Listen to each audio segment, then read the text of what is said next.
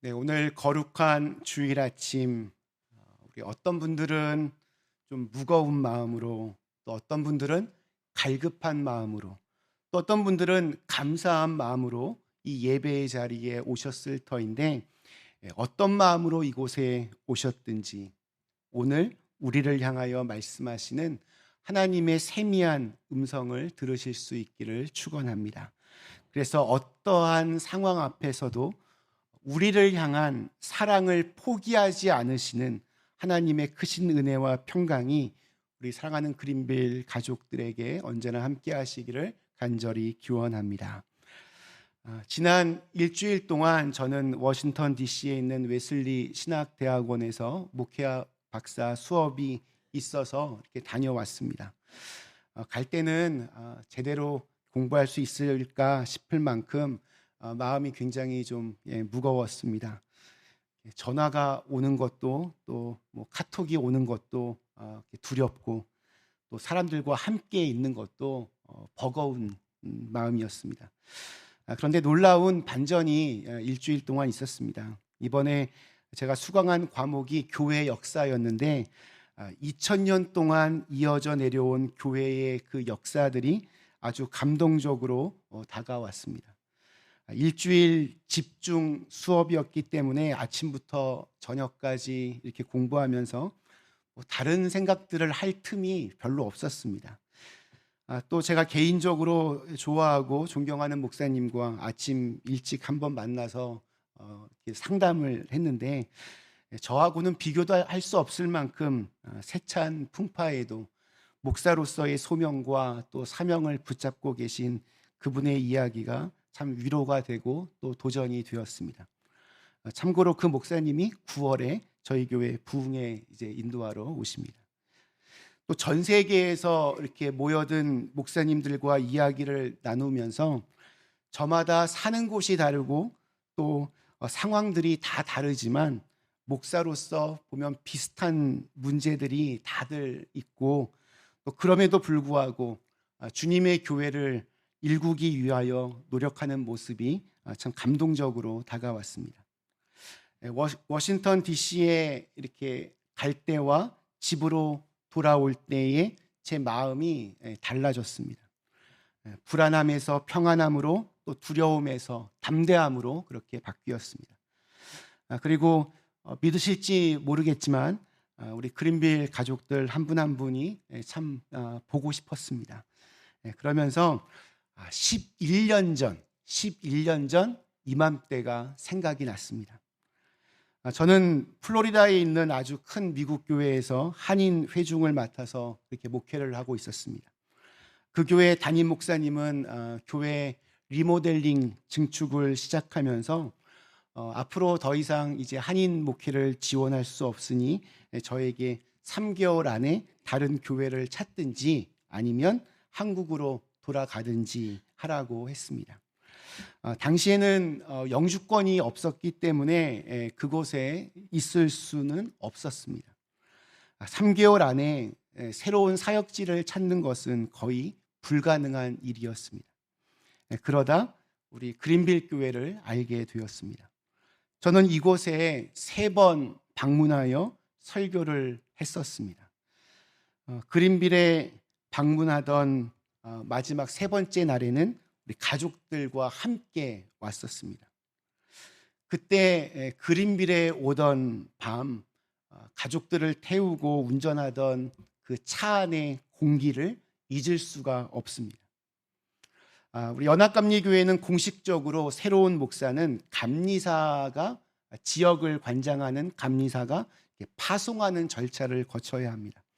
당시 그린빌 디스트릭을 담당하던 감리사님과 이메일을 주고받으면서 그분은 제가 본인이 가장 선호하는 후보자라고 말했지만 저에게 정말 중요하고 필요한 말, 당신이 이곳으로 오라, 이 말은 끝내 하지 않으셨습니다. 연합감리교회 목사는 7월 1일부터 새로운 목회지에서 사역을 시작합니다. 그리고 6월 30일에 끝납니다. 물론 11월 정도에 목사와 또 교회에게 편지가 하나씩 전달됩니다. 목사가 그곳에 계속 있기를 원하는지 아니면 떠나기를 원하는지를 묻는 내용입니다. 지금까지는 아무튼 계속 서로 남아있기를 원해서 이렇게 11년 동안 이곳에 있었습니다. 제가 그린빌 교회에 세 번째로 설교하러 온 날이 제가 설교 준비하면서 확인했더니 날짜가 똑같습니다. 6월 23일이었습니다. 그리고 저희 가족은 27일에 이사를 하기로 했지만 어디로 갈지는 정해지지 않았습니다. 그냥 날짜만 정해놓고 POD 컨테이너만 주문한 상태였습니다. 왜냐하면 그 POD는 한 달 동안을 그 짐을 이렇게 보관할 수 있었기 때문이었습니다. 한 가정의 가장으로서 아내와 아이들에게 참 미안하기도 하고 또 부끄럽기도 했습니다. 제 마음은 불확실한 미래에 대한 불안함과 두려움으로 가득했습니다. 그린빌로 오던 차 안의 공기가 얼마나 무거웠는지 모릅니다. 그린빌 교회에서 설교를 하고 예배를 마친 뒤에 친교실에서 식사를 했습니다. 다들 아시겠지만 예나 지금이나 제가 좀 쑥스러움이 심하게 많습니다. 낯가림이 심합니다. 그래서 빨리 밥을 먹고는 밖으로 나갔습니다. 그런데 한 미국 할머니가 제게 오더니 누구냐라고 물어보았습니다. 오늘 예배를 위해 온 게스트 프리처라고 대답했더니 당신이 그러면 플로리다에서 온 목사냐라고 물었습니다.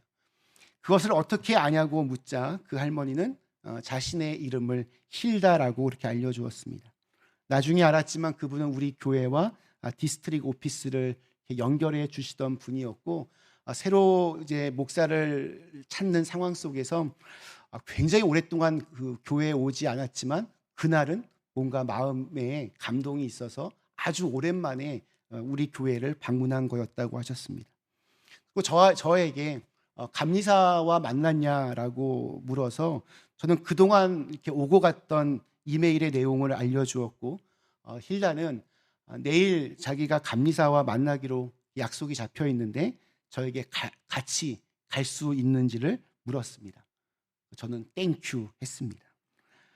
그래서 다음 날 아침 드디어 감리사님과 만나게 되었고 저는 공식적으로 우리 그린빌 교회로 파송을 막 받게 되었습니다. 이제 월요일 저녁에 집으로 돌아가는데 집으로 돌아가는 차 안의 공기는 3일 전과는 완전히 달랐습니다. 이제 어디로 갈지가 정해졌기 때문입니다. 당시 우리 교회는 지금보다 훨씬 더 작았습니다. 나중에 알게 되었지만 그때 교회 은행 잔고가 300불 정도 남아 있었습니다. 그러나 그런 것은 전혀 문제가 안 되었습니다. 하나님이 예비해 주신 귀한 선물이라 믿어졌습니다.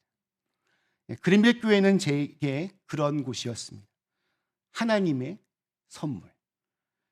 20명도 안 되는 아주 작은 교회였지만 지난 11년 동안 우리 교회는 저에게는 가장 큰 선물이었고 또한 기쁨이었습니다. 그것이 우리 교회를 향한 저의 첫 마음이었습니다. 이번에 집으로 돌아오면서 그때 그 시절 그 마음이 다시 새롭게 느껴졌습니다. 오늘 설교를 시작하면서 좀 다소 장황하게 제 간증을 한 이유는 오늘 읽은 성경 말씀에서 나오는 빌립보 교회가 오늘 우리들에게 여러모로 비슷한 점도 많고 또 깊은 통찰력을 주고 있기 때문입니다. 오늘 1절 말씀이 이렇게 시작합니다. 그러므로 나의 사랑하고 사모하는 형제들, 나의 기쁨이요 면류가 아닌 사랑하는 자들아, 이와 같이 주 안에 서라. 사실 바울의 인생에는 사랑할 만한 것이 별로 없었습니다. 그는 평생 결혼을 하지 않았기 때문에 아내도 없었고 자녀도 없었습니다. 그렇다고 그에게 재물이 있었습니까? 역시 없었습니다. 명예가 있었습니까? 없었습니다. 지금 그는 감옥 안에 갇혀 있습니다. 아무것도 없는 바울에게 마음을 바쳐서 사랑할 만한 대상이 무엇이었겠습니까? 그 대상은 오직 한 분, 주님뿐이었습니다.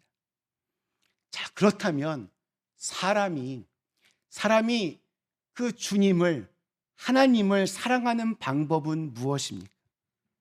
우리 예수님을 멋진 고급 레스토랑에 초대할 수 있습니까? 명품 옷을 선물로 사드릴 수 있습니까? 그런 방법으로는 하나님을 사랑할 수 없습니다. 하나님을 사랑하는 방법은 단 하나, 하나님을 사랑하는 마음으로 우리 곁에 있는 사람들을 사랑하는 것뿐입니다. 그래서 요한일서 4장 20절은 이렇게 증거합니다. 누구든지 하나님을 사랑하노라 하고 그 형제를 미워하면 이는 거짓말하는 자니 보는 바 그 형제를 사랑하지 아니하는 자는 보지 못하는 바 하나님을 사랑할 수 없느니라. 바울은 일찍부터 이 비밀을 깨달았습니다. 그래서 그는 하나님을 사랑하는 마음으로 사람을 사랑하는 데 모든 것을 걸고 살았습니다. 그러한 마음으로 감옥 안에서 우리 빌립보 교회 교인들을 생각하며 나의 사랑하고 사모하고 기쁨이고 또 면류가 아닌 사랑하는 자들아라고 그렇게 적고 있습니다. 이렇게 가슴 뭉클하게 4장을 시작한 이유가 2절에 나옵니다. 내가 유오디아를 권하고 순두개를 권하노니 주 안에서 같은 마음을 품으라. 우리 공동 번역 성경으로 읽어보면 보다 정확한 이유를 알 수 있습니다. 유오디아와 신디케 두 분에게 나는 간청합니다. 주님을 믿는 사람으로서 한 마음이 되십시오. 사실 빌립보 교회 안에는 문제가 있었습니다. 바로 유오디아와 순두개라는 두 여자 성도에게 문제가 생겼습니다.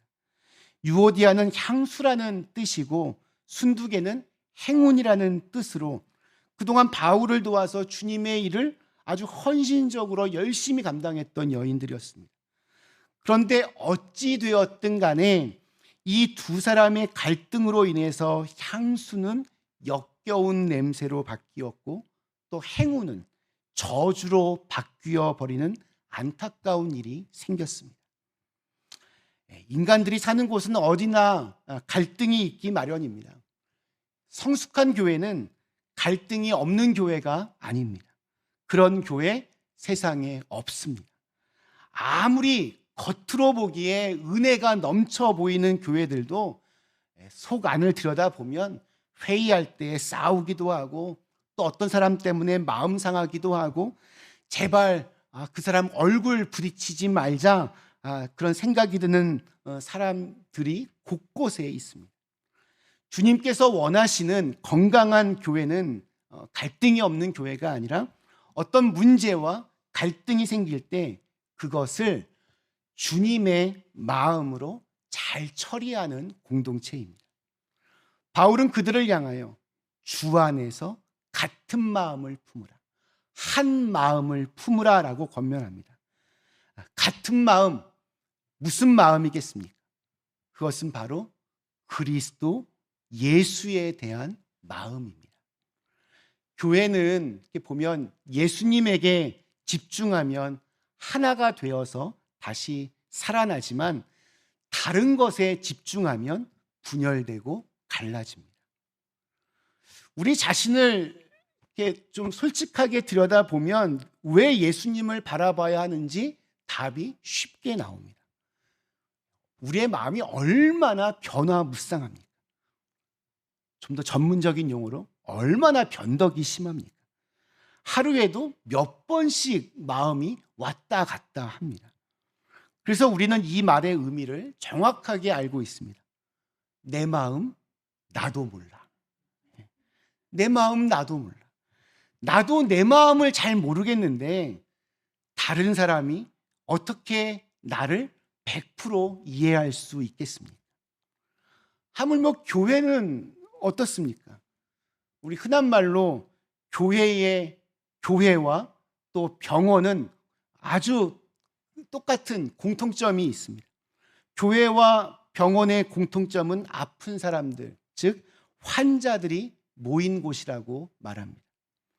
그런데 병원에서는 환자는 일하지 않고 이렇게 케어만 받는데 의사와 간호사만 열심히 일을 하는데 교회에서는 보면 다 환자들이 그렇게 일들을 합니다. 그러니까 우리 마음 서로 피차간에 몰라? 이게 정답입니다. 자, 그런데 내 안에 그리고 우리 안에 하나님 나라가 임한다는 것이 그러니 얼마나 신비하고 또 놀라운 일이겠습니까? 바울은 지금 유오디아 또 순두계 두 사람 중에 누가 옳으냐 그르냐의 차원이 아니라 주님의 마음을 품고 한 마음이 되고 또한 스스로 돌아보기를 원하고 있습니다. 그래서 자기 생각의 옳고 그름에서 나와서 하나님 나라를 다시 바라보라는 것입니다. 스스로 자기의 입장에 나와서 큰 그림을 보지 못하면 늘 거기 안에 묶여 있게 됩니다. 예수 그리스도를 볼 수 없습니다. 우리 평생의 목표는 내 안에 그리스도의 형상을 이루어 가는 것입니다. 그렇지만 우리 안에는 너무나도 많이 이렇게 모난 부분들이 있습니다. 다들 한 성격들 하시죠? 이 모난 부분들을 잘 깎고 다듬어야 합니다.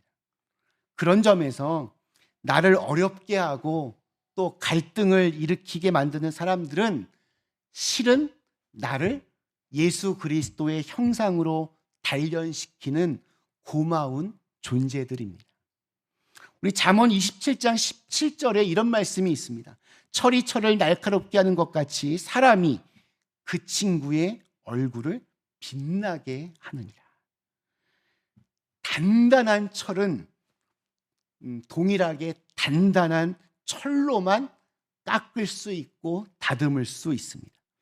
이렇게 다듬고 그러다 보면 그 얼굴이 빛나게 된다는 것입니다. 하나님은 자기만 아는 너무나도 이기적인 야곱을 훈련시키기 위해서 야곱을 그의 삼촌 라반의 집에 보내셨습니다. 라반은 야곱보다 훨씬 더 이기적인 사람이었습니다. 뛰는 놈이에 나는 놈, 그게 라반이었습니다. 그와 함께 살면서 야곱은 10번이나 속임을 당합니다. 근데 그 과정에서 야곱의 인격이 성숙해졌습니다. 그런 면에서 나를 지금 힘들게 하는 사람은 어쩌면 나로 하여금 예수 그리스도를 닮아가도록 하나님께서 보내신 도구일 확률이 매우 높습니다. 그러므로 뭔가 이렇게 갈등이 생길 때 피하지 말고 우리 자신을 연단하는 도구로 삼아야 합니다. 오히려 감사하게 받음으로 예수 그리스도의 마음을 품는 기회로 만들 수 있어야 합니다. 물론 우리는 이러한 여러 도전들 앞에 위축되고 또 부정적인 방향으로 반응하여 오히려 미워하고 원망하고 또 분노하고 불평할 수도 있습니다. 그러나 그 결과는 우리 안에 그리스도의 마음이 자리 잡는 것이 아니라 지옥의 그림자가 거하게 됩니다. 중요한 것은 우리 마음의 결정입니다. 이것을 하나님의 뜻이며 인도하심이라 생각하며 감사함으로 받으면 하나님께서 우리를 도와주십니다. 그 힘든 사람을 통하여 우리의 모난 부분들을 깎아내실 것입니다.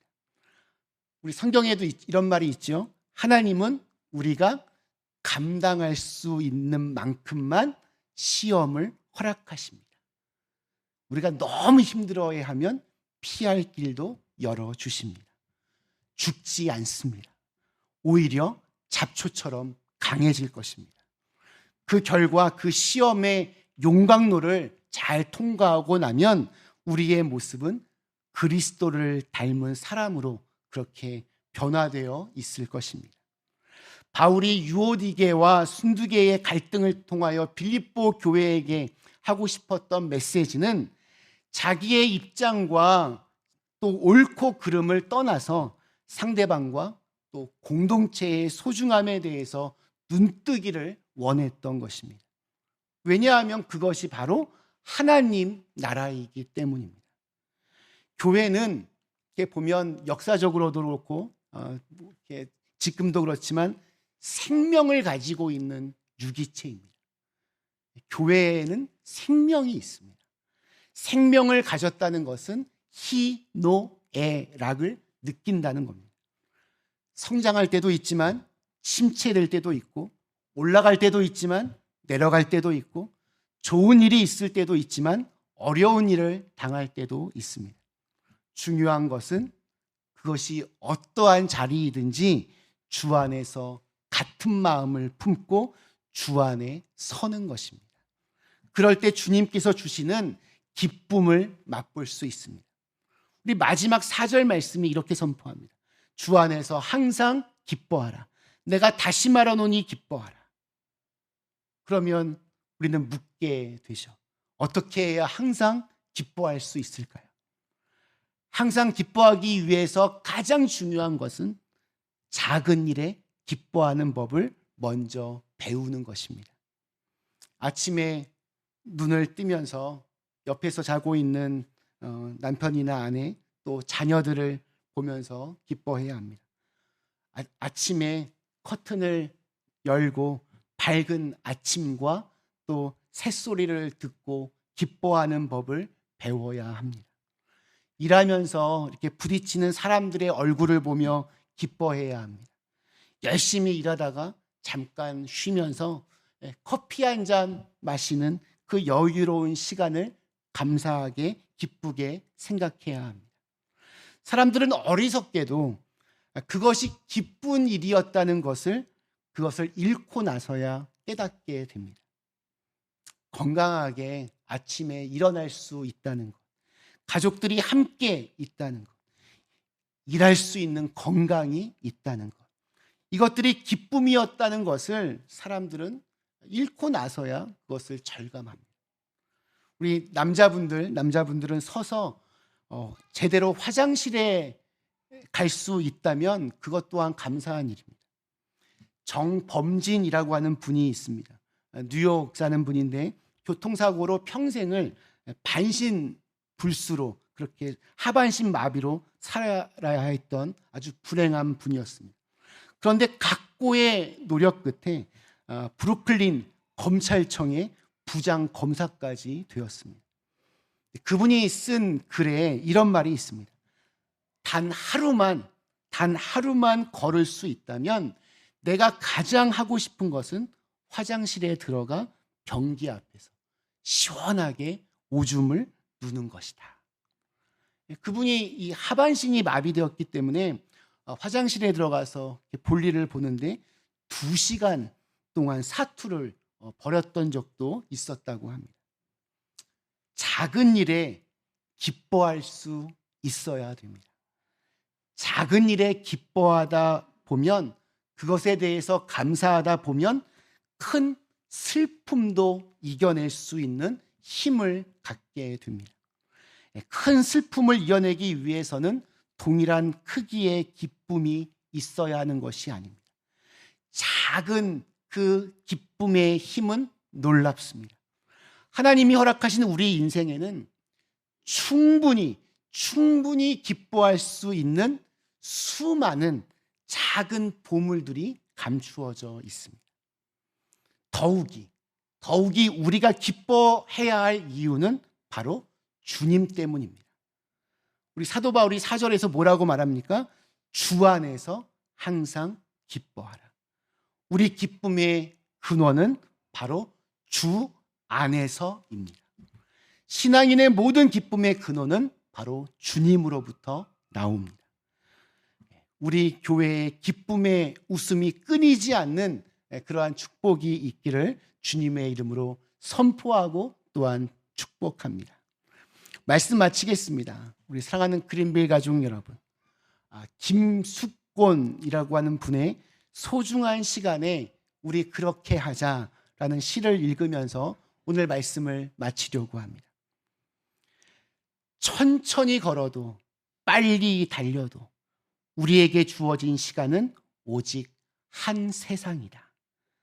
덜어는 조금 살다가 덜어는 오래 살다가 우리는 가야 할 곳으로 떠나간다. 소중한 시간에 우리 사랑하며 살자. 우리 이해하며 살자. 우리 그렇게 하자. 우리에게 주어진 둘도 없는 삶. 지난날 돌이키며 후회하기보다는 남은 날 아름답게 가꾸는 일에 희망을 걸어보자. 행복을 찾아내자. 마침내 바람에게도 돌멩이에게도 보이지 않는 마음에게도 고마움을 느끼며 정다운 사람들과 오붓하게 웃음을 나누는 일에 참 행복을 느끼는 마음이 부자인 사람이 되자. 우리 그렇게 하자. 우리 그렇게 주님 안에서 한 마음으로 서서 주님의 교회를 기쁨으로 가득 채울 수 있게 되기를 간절히 축원합니다. 우리 주신 말씀을 생각하며 잠시 함께 기도하시겠습니다.